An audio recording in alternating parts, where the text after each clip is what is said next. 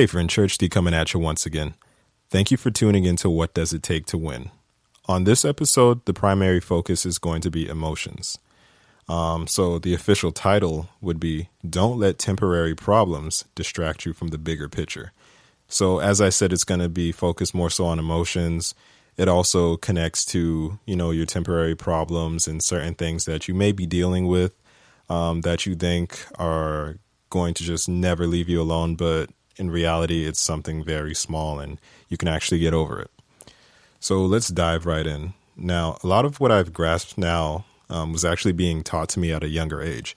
So I remember being in high school and college and just sort of sitting back and listening to my teachers and my professors talk.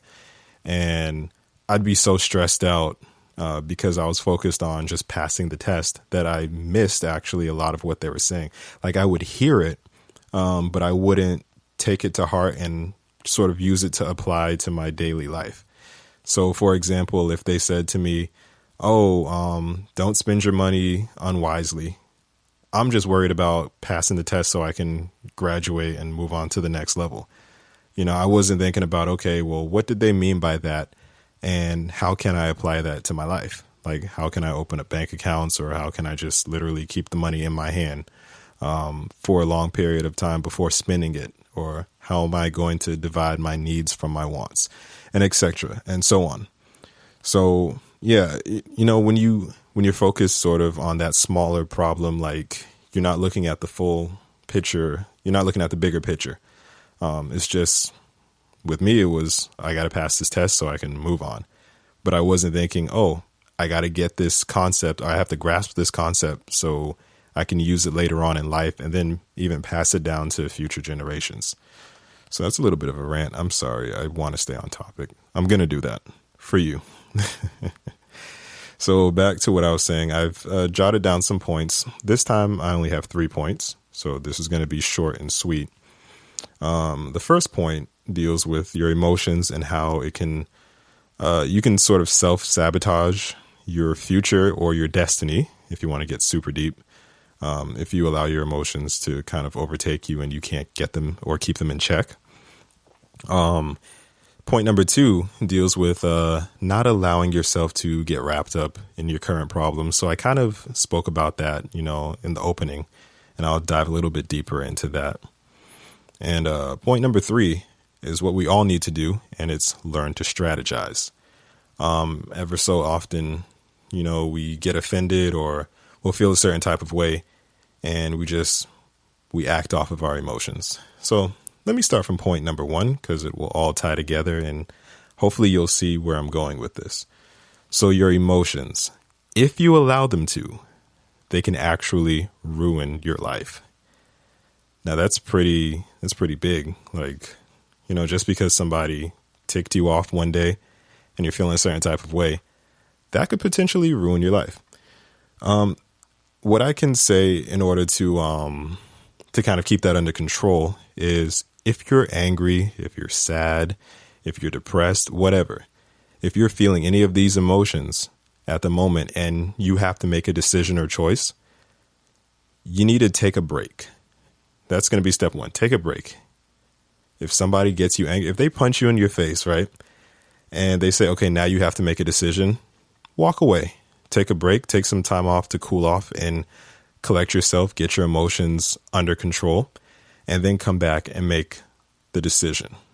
If somebody, broke your heart, made you really sad, and you're faced with a choice that you have to make, take a break. Say, look, I can't give you an answer right now, but if you give me some time, I'll give you a very good answer, and I'll make sure that your time wasn't wasted and that everybody benefits from the decision that I have to make. So you want to keep your emotions in check. Let me think of a good example to give. So let's say you have been saving money for a long time. I use finance all the time because everybody needs it. Money answers all things, right? Totally. So you've been saving your money for a long time and you have a goal that you want to reach with a certain amount of money. And let's say you get to that amount of money, but it takes longer than expected. But you finally get to that amount of money. And then right before you're going to reach your goal, everything falls apart. So let's call this goal, I don't know, let's say it's owning a home or whatever. So let's say you get to the point where you can finally buy the home and the market crashes and the prices just begin to skyrocket. And so what you had budgeted and what you've saved is no longer going to be enough. Now, your emotions might tell you to be depressed and sad and just feel like giving up. So yeah, you save this much money. Why not go out and just buy a new car or go splurge, go on a shopping spree and just buy things that will make you feel better temporarily and not invest that money into a property that can turn around. Actually, you can rent it out and then bring you more wealth. That's what your emotions might tell you to do. If you react off of emotions, if you react emotionally. Now, if you get your emotions and you keep them in check and you say, okay, so the market went up, no big deal. Let me just keep saving my money. Yes, I need more money. I'm not going to be able to afford to purchase a house right now, but I know I'll be able to do it someday because the market's going to have to come down. And you keep that mindset and you continue saving. Eventually, the market will drop, number one, or number two, you'll just have enough money to be able to afford what you once could not. So that's one way to look at it in regards to keeping your emotions under control and keeping them in check. So that's point number one. Let's move on to point number two. And I talked about this a little bit, as I said earlier, during the opening. Don't allow your current issues to ruin your future. Don't allow them to stop you from planning for your future. We can get so wrapped up in our current issues that you're not even thinking about your next power move. They kind of blind you from tomorrow's success. So for example, I'll use myself because I'm not trying to get sued for using somebody else as an example. And I think I know myself pretty well. I was in a situation that was actually a once in a lifetime situation. But due to a certain issue that I had to deal with at that time, I wasn't able to fully enjoy that situation. You know what I'm saying? So it was almost like a thorn in my flesh. Like, it's as if somebody would bring you your most favorite thing in the world. That is not good grammar, but hey, whatever.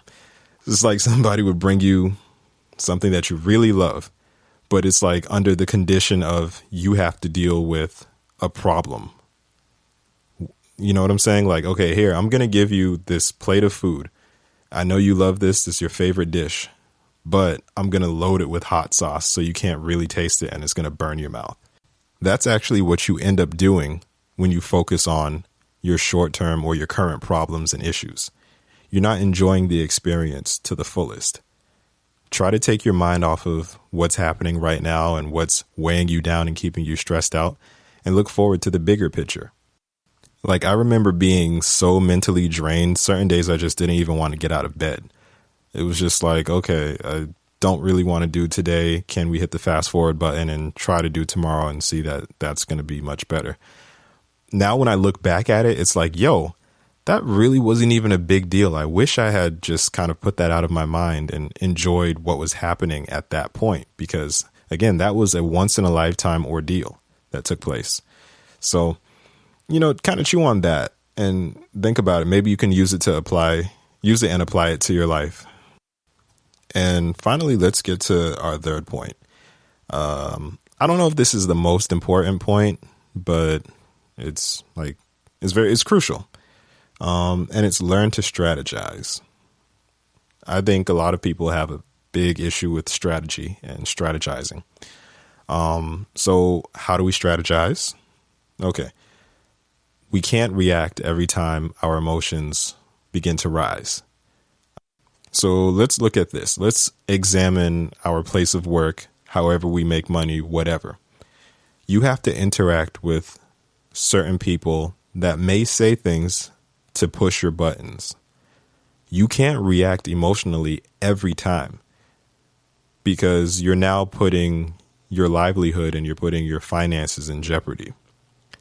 So, for example, if somebody says something to you that offends you, it would be in your best interest to take a step back and strategize how you're going to deal with this person. If they are the type of individual that seems to be plotting your demise and that would run to the supervisor or to your boss or whatever and say, hey, such and such is doing this, I think you should keep an eye on them. The good saying says, keep your friends close, but keep your enemies closer. Use strategy. Maybe you want to become friends with that person and just, kind of approach it from a humble angle or a fake humble angle. So you kind of, I don't know, that sounds like playing mind games. Maybe don't play mind games, but kind of approach the situation differently from a more mature standpoint. So this person might be running to the boss talking about you. Okay, have coffee with them, have lunch with them, figure out what makes them tick so you'll understand, okay, so if I interact with them like that, maybe I can get them on my side and then they'll end up eventually self-destructing and then I can get promoted to their position or whatever the case may be. You got to watch it and just sort of strategize, observe how these individuals interact with one another, and you go from there. I just want to throw in one more nugget. Emotions are no excuse for you to go out and ruin your life. Let me say that one more time. Emotions are not an excuse for you to go out and ruin your life. It's a temporary feeling. You need to understand how to keep that under control and then move on from there. I'm sure we've all been heartbroken. We've all felt hopeless at one point, but that's not the end of the world. I just want to encourage you and say, hey, you got this. You can make it through, but handle your emotions. I kind of want to add this in there as well. Have you guys ever had to deal with, in school, that overly aggressive student, in your class, one of your classmates who's always loud, or I don't know, one of those girls who's just always picking a fight with the teacher and you're like, hey, shut up. I'm just trying to get through this day so I can graduate. Yeah, they don't have their emotions intact. Don't be like that person, okay? So let's just do a quick review of all of the points that we went through as it pertains to not allowing your temporary problems to distract you from the bigger picture. Number one, your emotions can ruin your destiny if you allow them to. Keep your emotions in check and you will go far. Point number two, don't get so wrapped up in your current problems that you don't plan for your future.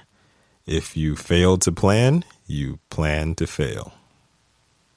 If you fail to plan, you plan to fail. Don't do that. And lastly, learn how to strategize. Strategy is key. Don't react off of emotion, but more so react off of strategy. How can this help me in the future? Not, oh, I feel bad, so let me just go head on with a head full of steam and ruin my life. That's not something I would recommend for anybody to do. But all in all, I believe if you follow those 3 steps, you'll be good to go. And I believe your temporary problems won't distract you from the bigger picture. Thank you for all of your time today. Thanks for tuning in to this podcast. I hope it blessed you. I hope it encouraged you. I hope it inspired you. Hey, if you like it, be sure to click the share button and subscribe to my YouTube channel. You can find me on YouTube at Church D.